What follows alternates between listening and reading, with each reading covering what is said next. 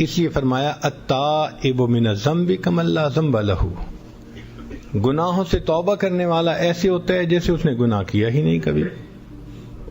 آج کے زمانے میں اس بات کو سمجھنا آسان ہے کہ ہم نے دیکھا کمپیوٹر کے اندر ایک اریز کمانڈ ہوتی ہے، آپ کوئی فائل بنائیں، اس پہ کام کریں، اس کو کلوز کر دیں، پھر آپ اس کو مٹانا چاہتے ہیں تو اریز کمانڈ دیں، وہ ایسے ہوگی جیسے کبھی تھی ہی نہیں۔ اور آگے دیکھیے، آج تو سیل فون بچوں کے بھی ہاتھ میں ہیں، تو اس میں ایک ڈیلیٹ کا بٹن ہوتا ہے، کوئی میسج ملا آپ کو، آپ اس کو مٹانا چاہتے ہیں تو بس ڈیلیٹ کی دبا دیں، وہ ایسے ہوگا جیسے آیا ہی نہیں تھا۔ اور یہ نہیں کہ ایک مرتبہ ڈیلیٹ کرنے کے بعد کوئی عدد ہیں کہ تم اس کی کو 1000 دفعہ دبا سکتے ہو، نہیں، کوئی لیمٹ نہیں ہے۔ صبح دبائیں، شام دبائیں، جتنی مرتبہ دبائیں، جب دبائیں گے وہ میسج اس کو ڈیلیٹ کر دے گی۔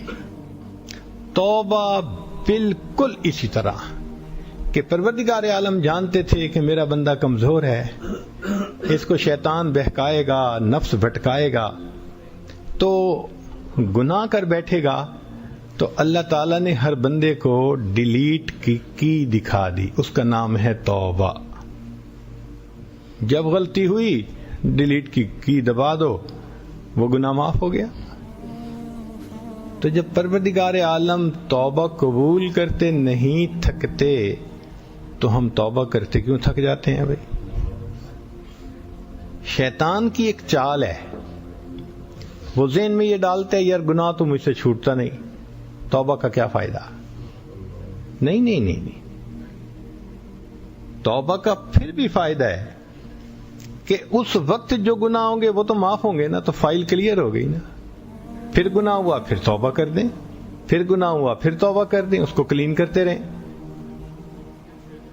یہ تو نہیں کہ انسان سوچے کہ جی مجھے پسینہ آیا ہوا ہے تو دوسرا کہے گا کہ بھئی تم غسل کر لو، کہتے ہیں جی میں نے غسل کر لیا پھر پسینہ آئے گا، وہ کہے گا کم وقت ابھی تو غسل کرنا، بعد میں پسینہ آیا تو پھر غسل کر لینا۔ تو یہی معاملہ گناہ کا ہے کہ اگر انسان سے گناہ سرزد ہو گیا تو فوراً توبہ کرے، پھر گناہ ہو گیا پھر توبہ کرے۔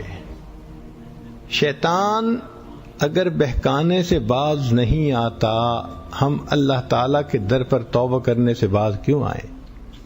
چنانچہ علماء نے ایک عجیب واقعہ لکھا ہے، قیامت کا دن ہوگا، اللہ تعالیٰ ایک بندے کو کھڑا فرمائیں گے اور پھر فرشتوں کو فرمائیں گے اس کا نام اعمال دیکھو۔ اللہ تعالیٰ تو بھید کو جاننے والے ہیں، سب جانتے ہیں، مگر وہ خود بخود فرمائیں گے فرشتوں کو کہ نام اعمال پڑھو۔ وہ نام اعمال پڑھیں گے، اللہ گناہ کیا، پھر توبہ کی، پھر گناہ کیا، پھر توبہ کی، پھر گناہ کیا، ساری زندگی اس کا یہی روٹین رہی۔ اللہ تعالیٰ فرمائیں گے اچھا اس کا معنی یہ ہوا کہ میرا یہ بندہ شیطان کے دھوکے میں آ کے گر پڑتا تھا، مگر گر کے پڑا نہیں رہتا تھا، یہ پھر اٹھ کے کھڑا ہو جاتا تھا کہ میں نے اللہ کی فرما برداری کرنی ہے، شیطان پھر گرا دیتا تھا، یہ پھر کھڑا ہو جاتا تھا، شیطان پھر گراتا تھا، یہ کھڑا ہو جاتا تھا، ساری زندگی شیطان گراتا رہا، یہ بار بار جو اٹھ کے کھڑا ہوتا رہا، اس کی نیت میری فرما برداری کرنے کی تھی، میں نے اس کے سب گناہوں کو معاف کر دیا۔ ہار تو نہیں نہ مانی اس نے شیطان سے۔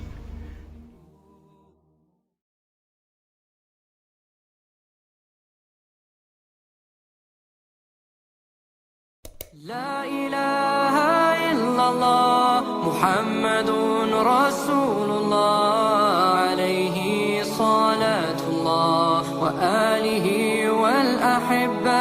لا الہ الا اللہ محمد رسول اللہ علیہ صلاة اللہ وآلہ